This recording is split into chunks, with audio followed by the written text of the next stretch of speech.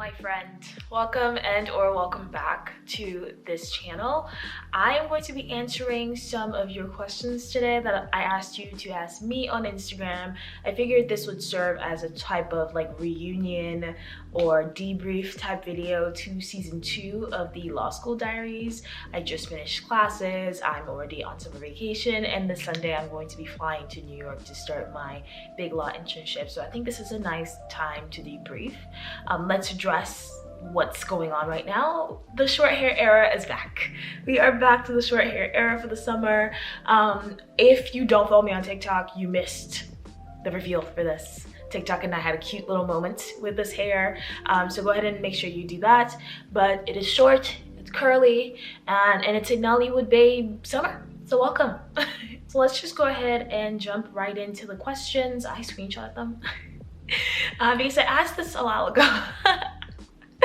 But question number 1 asks, what's the biggest lesson you learned this past year? This year has been such an interesting and fun year for me. This was the first year that I've been in law school in person. So that brought its own joys and also like bad moments with it. So I'm going to answer this question in 2 parts. The first being more academic. I was really excited to be in a clinic this year. I really wanted to be part of the clinic, both because of the experience and also because of like credit wise, it kind of just made sense for my schedule. And the hardest thing I learned was probably in that clinic, because there was just something about representing an actual person that brings so much anxiety with it that I was not expecting. Obviously, I know that when you have a client, it's nerve-wracking, but I just wasn't expecting the amount of nerves that I got, or just like how much I just doubted myself when it came to doing anything related to my client, or just like reading, documents for my clients or doing legal research for my clients. It was like a hard case too, and a lot of the legal research was very damaging sometimes in terms of like mental health, because you're being assaulted with very graphic and violent descriptions of people's lives, and I'm also reading graphic and violent details regarding my client who I'm seeing every other week, and I had putting like a face to a name. So it's just really tough to represent a client. And towards the beginning of the semester, I was feeling very mentally affected by this, especially when it came to researching and finding information that wasn't like the best for my client, like not good legal precedent. And yeah, it was just tough. It was just tough to deal with, but the seminar for the clinic helped a lot in terms of making sure we were prioritizing our mental health. And in every class, like in the morning or in the first 5 minutes, we would have like a mental health check-in type thing, either 5 minutes of meditation or whatever. So that really helped, but it was definitely tough. But I would definitely do it again. I would do it again, but at the same time, I'm also seeing a little bit more of the benefits in terms of where I would function more in terms of doing corporate work. Another lesson school-wise or academic-wise has to do very much with the realm of is if it ain't broke, don't fix it. I have a habit of unlearning certain things and then doing them again and then having to unlearn them again. And something that I found throughout this entire year is that my idea of what it means to be disciplined, my idea of what it means to be on top of things, what it means to be productive and successful like throughout the day, or successful as a student, sometimes gets very warped and very much searching for aesthetics, the aesthetics part of being a student, when I already have a very workable routine. So for example, throughout the semester, especially towards the second semester, I would have like a routine that was working for me in terms of I would wake up at whatever time I decided to wake up and just go about my day. But then, I think it's more of social media exposure. I would start to somehow think I need to wake up at 5 a.m., 4 a.m., I need to do this, I need to do X, I need to do X. Just consistently adding things to my routine to make it so action heavy that sticking to it made it 10 times harder.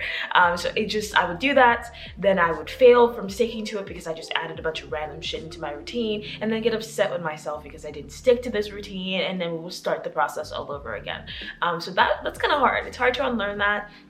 I'm still trying right now, but I think with the summer, with vacation starting, I'm just kind of starting to relax more into my routine. I talked to my friend about it, and I would complain to her about, you know, like, I just didn't, you know, do X, and she's like, well, you completed the assignment, and also you turned it in, and also you get a good grade, so I don't understand. I was just kind of being tough on myself. So I'm unlearning it still.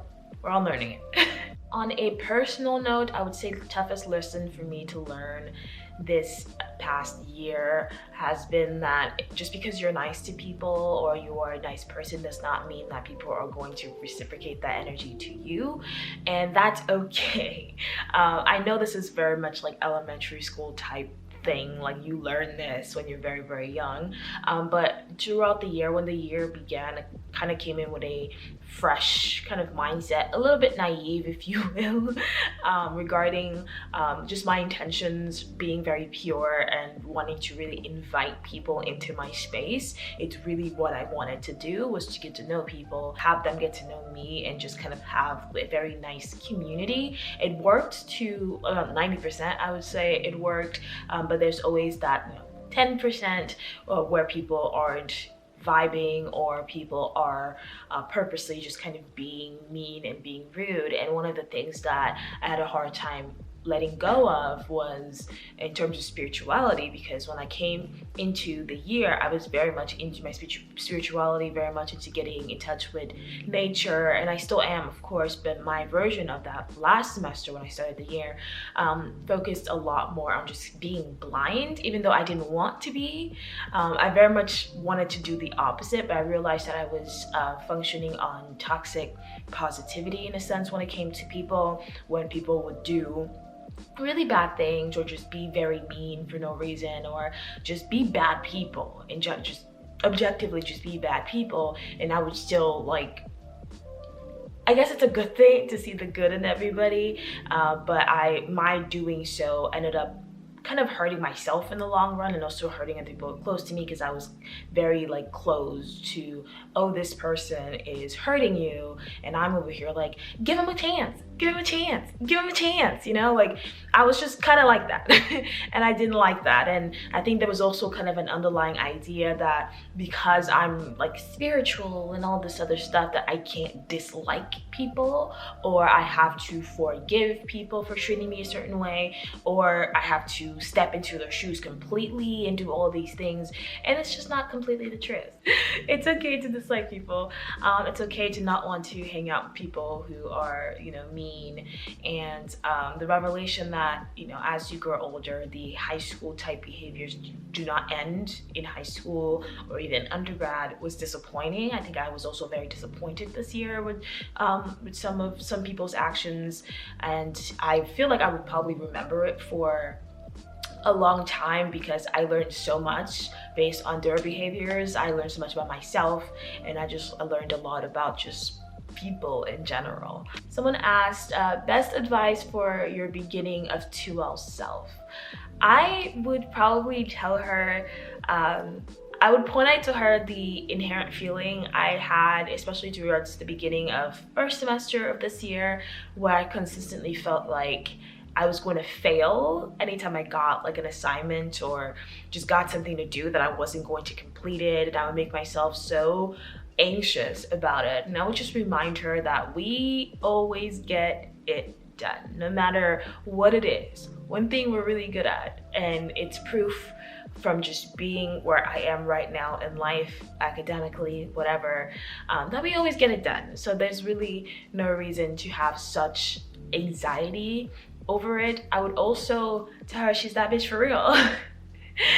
Like, I wouldn't want her to change anything. I know I just talked about, you know, lessons that I've learned because of the way that, you know, I kind of carried myself throughout the year. But I think those were important. I think there were important lessons to learn, and I needed to learn those. So I wouldn't tell her anything to change that at all. I would just say to relax. And also that academic success or academic engagement looks different for everybody, and it's going to look different for her. So she shouldn't try to force her, you know, student life to look like anybody else's. Another question is, how did you find 2L as a whole? Has law school gotten better as they have been saying? And I have other questions too that ask, is it better than 1L? It is better than 1L in my personal opinion. There are some people, especially some people that I know, who are now like 3Ls and graduated, and who say that their 2L year was the worst year of law school for them, or reminded them of their 1L year. I know my friend closest to me said that her 2L experience reminded her a lot of her first year. I had such a fun time this year.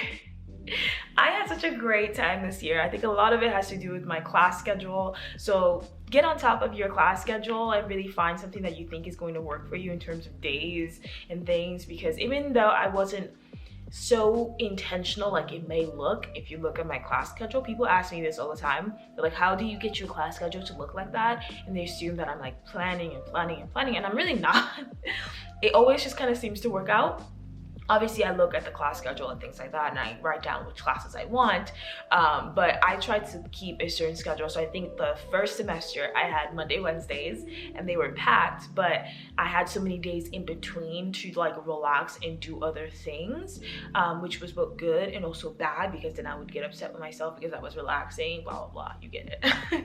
But I had so many days in between where I could relax and do my work for those classes. And comparing my schedule to like my friend's schedule, I just had way more time on my hands to just be, which I loved that. This semester, kind of the same thing. Yeah, I had my Monday class, but it was only one class, and then I had my Tuesdays and was it Tuesday, Wednesday, and I had Thursday, Friday off. And it's just like giving myself some time to relax and have a good time. So to me, 2L year has been fantastic. It's so much better than 1L. You get to pick your classes, and I talked about this probably in the last Q&A we did together, how I was excited to be picking my classes, and it does change a lot of things. You're more engaged with the material. You're more likely to do the readings for the material, and it's just a lot easier to know that you picked it.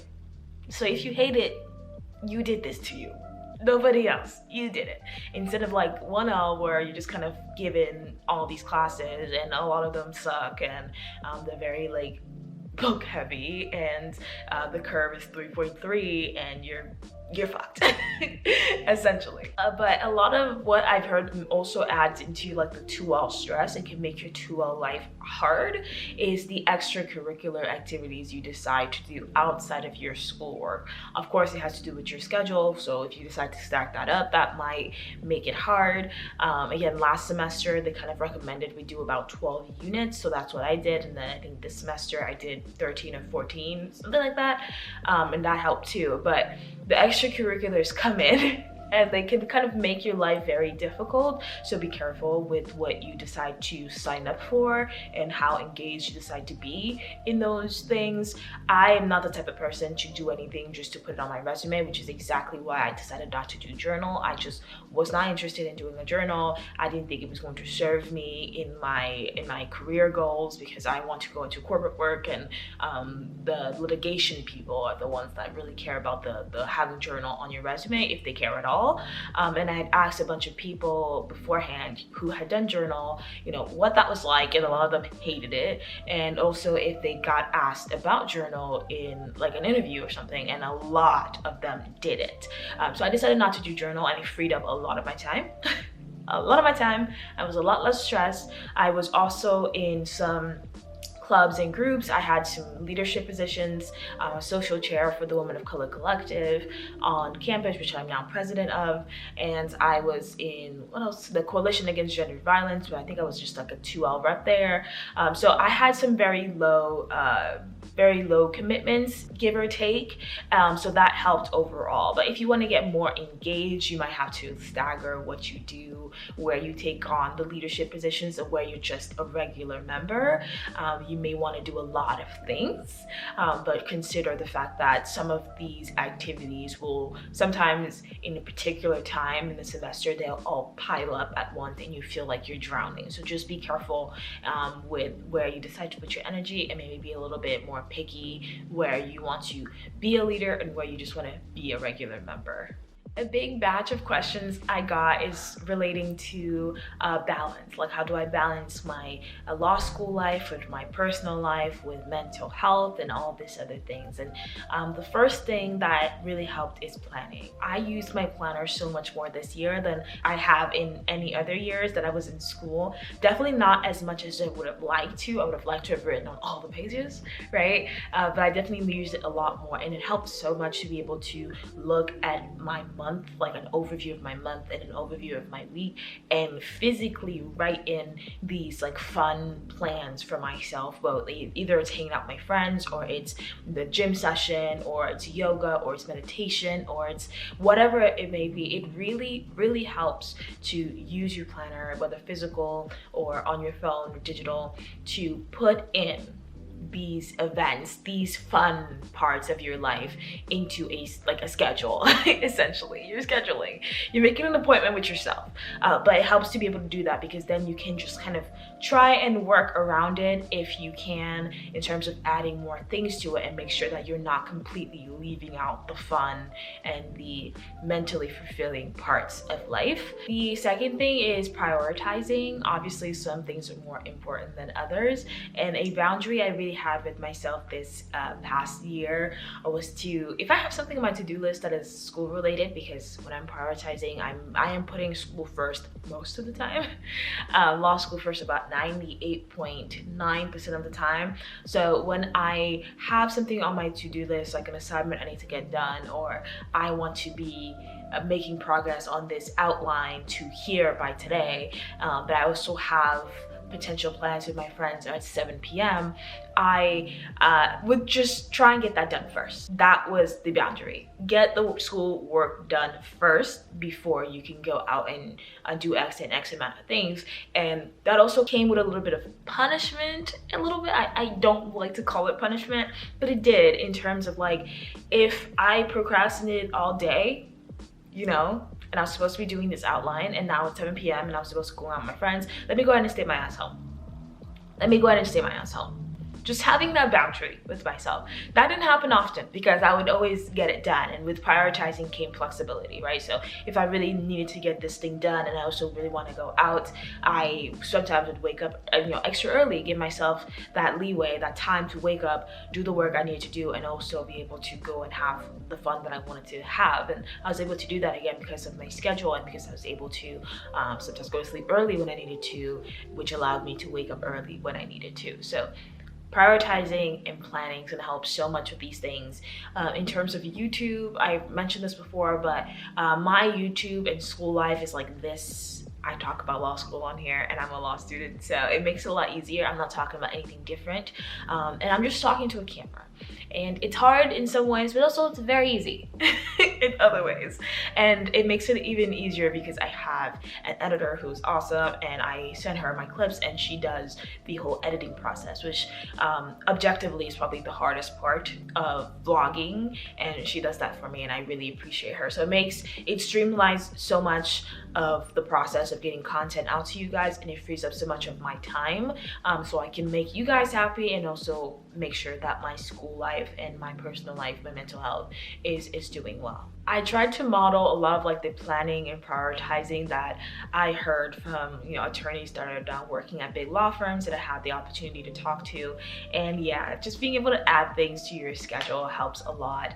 I know I just looked at the question again, and someone mentioned family and friends, maybe also friends that are not in law school, that you want to continue to keep in touch with. It may seem a certain way to have to add call X on your schedule, but just go ahead and do it.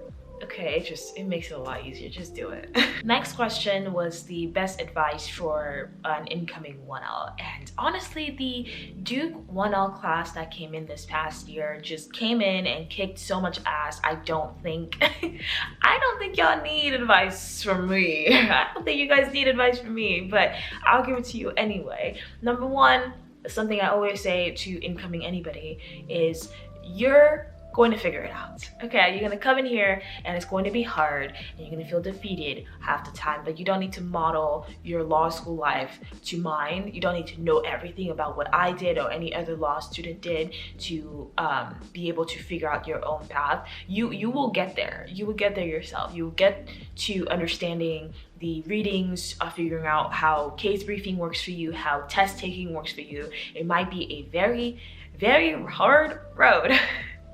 I ain't gonna lie to you. It's gonna be tough, but you will figure it out. Number two, check with your law school library to see if they have books in the library for you to scan or check out. I bought so many books, 1L. Also, I was virtual, so that that factors into it. But I bought so many books and then I realized that my law school library has all of these books in the library, and you can just scan it and send it directly PDF file to your email and just have like a digital copy of it. This is of course if you're not one of those person that really likes the, you know, flipping the book thing, but it will save you so much more money to do it that way. Another advice I guess would be that it's okay to come in and hate this shit. Law school sucks, dude. At least your 1L year, objectively, there is not shit I could say to you to make it suck a little bit less, or at least I can. But the majority of it it's major suckage. Okay, so it's okay to come in here and hate the shit. It's hard, sometimes it's demoralizing, but you will, like I said, you guys will figure it out. But the basic feeling of, wow, I actually really hate this, it's okay. Just what I would ask is maybe hanging there until 2L year and seeing if you still hate it when you're 2L.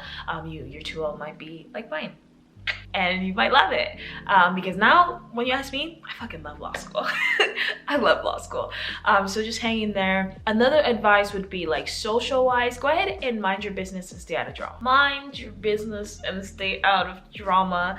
Law school is high school, very much so. Very much so. So go ahead and make sure you are not in drama, because you don't really need to be at all. Prioritize hanging out with your friends. I've heard and seen that helps a lot with dealing with the stress of being a 1L, is to have that camaraderie. It's something my class really lacked because of COVID. So go ahead and do that. And also maybe don't treat hanging out with people like a networking activity all the time. And this is not specifically just 1L advice, it's just something that happens in law school. People treat, you know, like conversations and just settings in which people are together as networking events, and I hate that. So don't do that. It's okay to just be a normal person. Moving on to another question, or a bunch of questions that have to do with rankings, like law school rankings and prestige, and the importance of going to a higher ranked school. I had some people send me, like, try to get me to give them input on what they should do, and baby, I don't want to do that. I don't want to do that. But I had some questions, people being like, I have, you know, an offer at a lower ranked school with money, like a very good scholarship, versus going to maybe a T14 with not as much money. What should I do? That's what I did.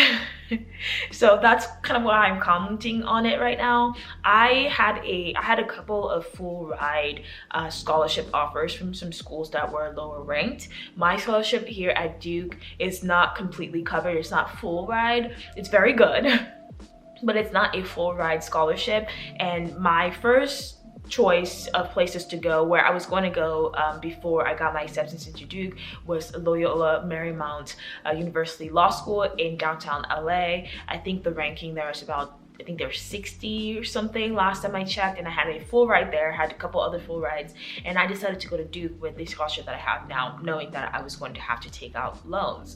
And I made my decision a lot, well, based on prestige, yes, but a lot more based on the statistics. I'm gonna try and remember the website of it, but I was able to go on the site and obviously compare the job rates from Loyola and the other schools that I had been accepted to do, and it was just like a stark difference. It made no sense to me to go to a lower ranked school given those stats. And Cece, I don't know how to say her last name without butchering it, but she used to be a big law attorney in New York City. Most of her content is on TikTok, but she made a video titled "Yes, Where You Go to Law School Matters," and I will link that down below because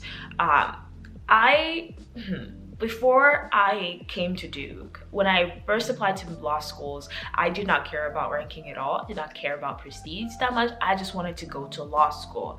And now I think that was naive, and I will never tell people that ranking does not matter given my experience here at Duke Law and seeing other people who are in top ranked schools and their experience, comparing it to other people who are in lower ranked schools and their experience.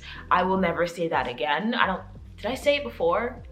I don't know if I've said it before like on a video, but I've definitely thought it before I got here, and that's not something I will be thinking again. I agree with Cece, everything that she says in her video in terms of the legal profession really caring about prestige. Obviously, here's the law school lawyer term. It depends on the goals that you have for yourself and where you want your legal career to be or go.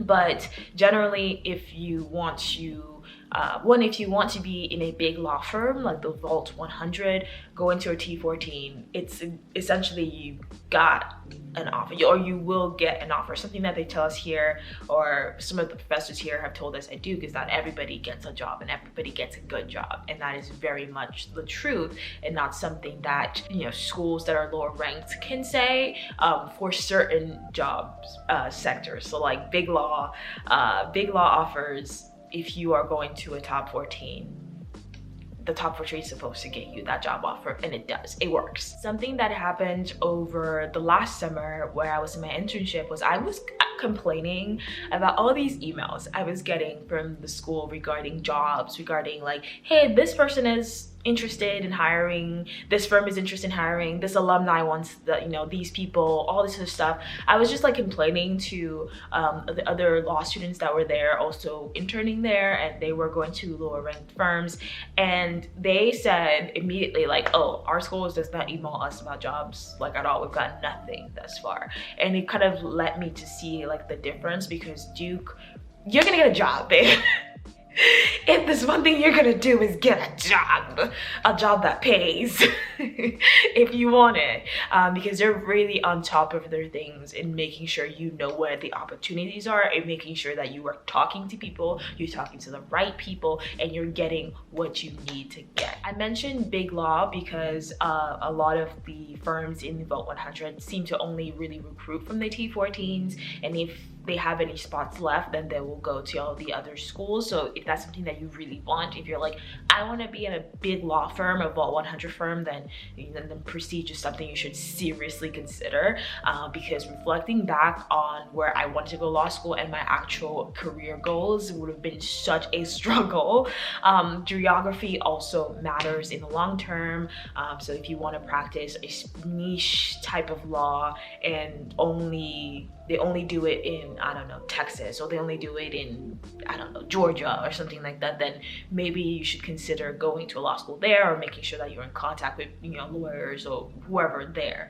But overall, I think that if you are confused at all what you want to do, or you don't know at all what you want to do, it is a safe bet to just go to a higher ranking schools. They also have a lot of fallback options for you. I know Duke has this thing where if you go into the public sector and you're making less than, I think they just updated to 90K, I want to say, or 80, maybe 70. If you're making less than X amount of money, then you can apply to this program, and Duke will help you pay your loans back. And I don't think other schools that are lower ranked have that option. And also it's obviously easier to connect with people. The Duke Law alumni network is crazy. It goes crazy, and the loyalty is insane.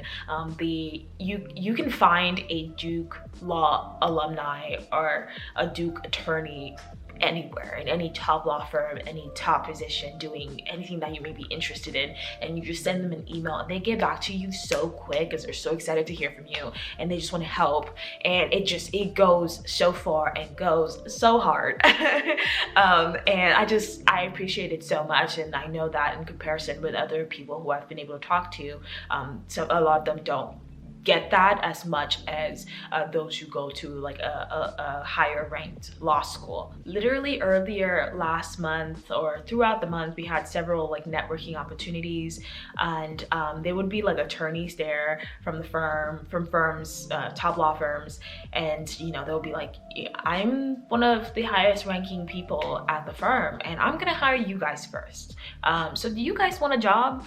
And that's just kind of a lot of my experience here at Duke. I just 3 days ago got an email from one of the top 10 firms in the country offering to give a group that I'm part of on campus the first opportunity to interview for positions in their summer program in 2023. The applications haven't even opened yet. They haven't, nothing like that, but we are getting the opportunity. So yes, I understand that this comes off as elitist, or it comes off as just elitist is the word. It comes off as elitist and all of this stuff, but that is just the way that it works. So I do think that coming from someone who didn't consider ranking when she applied to law school, but ended up here anyway, I do think that it is very much worth considering prestige, because the legal field cares a lot about prestige. It is unfortunate in some respect, but it's the truth. Second to last question is relating to deciding to do corporate work, go to a big law firm instead of doing directly like public work, public service. And my opinion on this is that the older generation, like Black people of color, the older people really like to treat this choice as some sort of like betrayal. I see a lot, I've gotten some comments of people being like, well, how are you gonna give back? You need to give back. How are you gonna give back now that you're in law school? How are you gonna give back? And the thing is, one, this is my life. This is my life, so I should be able to make the decisions that I want to make for my life. Two, I want to create generational wealth for my family, for my kids, for their kids. I feel like I need to do that. It's my job, my priority. As much as the collective, I want to take care of the collective, is also my priority to take care of my family and the generations that are going to come after me. I feel like one of the most important things I can do is set them up for success by, you know, going the educational route and completing all this education and setting up this path for them, and also leaving them with something. I need to leave them with something. I need to leave them with money. And the thing is, like, how can I give back if I ain't got no money? I have nothing. I'm struggling and all this other things. Like, I have different aspirational goals. Doesn't mean I'm not going to give back to the people or give back to the collective. And by collective, I'm talking about just like being Black, being a Black person, being a Black woman. It doesn't mean I'm not going to give back. I am. I also want to prioritize my individual goals, which is to go into corporate work and do all the things that I just stated. I also think that putting that weight on Black folks or people of color, Black lawyers, to give back and change their career aspiration, their career goals, for that is too much, especially on Black women. Like, bro, leave us alone. Leave us alone. Leave Black women alone. Let us do what we want to do with our lives, with our careers. Like, we are obviously going to give back. I'm going to give back, but this is what I want to do. So I want a certain lifestyle. I do.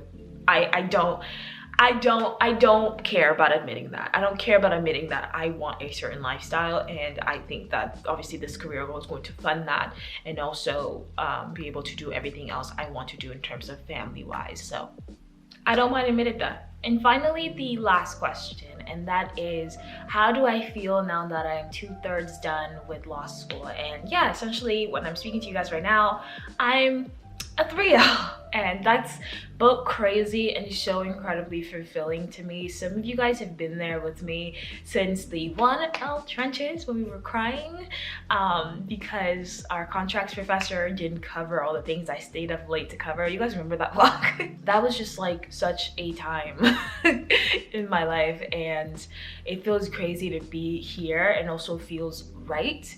I think that this is the first time in my life that I feel that I'm exactly where I'm supposed to be, doing exactly what I'm supposed to be doing with the people I'm supposed to be doing it with. And it feels nice to be able to feel so guided. I think there has been so many times in my life, even throughout this year, where I've gotten stubborn about certain things, and I'm consistently reminded that I am on a path. I'm truly on a path, and I can be on this path with ease because things are going to work out for me no matter what. Like, I'm guided both by myself, my own choices personally, but by, you know, the universe, God, however you call him or them or they. I just feel so right where I am, and I'm just grateful to you guys for joining me on this journey for the last 2 years, going on 3 years now, and I can't wait for you guys to see all of the things that I do, because I am going to do so much with this legal career, and I'm just so excited for the future. It makes all the struggles of 1L worth it. I wouldn't change any of them. I think I needed to go through that process to fully appreciate this year. I don't think that if COVID hadn't happened and ruined my first year of law school, I probably wouldn't have appreciated this second year as much as I did, and I had the perspective that I have on life now. So I'm really grateful for that. But yeah, we are almost done with law school. We have 1 more year left. I'm almost a senior, or I am a senior, 3L, and I'm just excited. It feels good. And that is it for this season finale, season 2 debrief video. Thank you guys so much for joining me on this video and in general. And I will see you guys in the next vlog. And the next vlog is gonna be in New York, baby. See you guys then. Bye.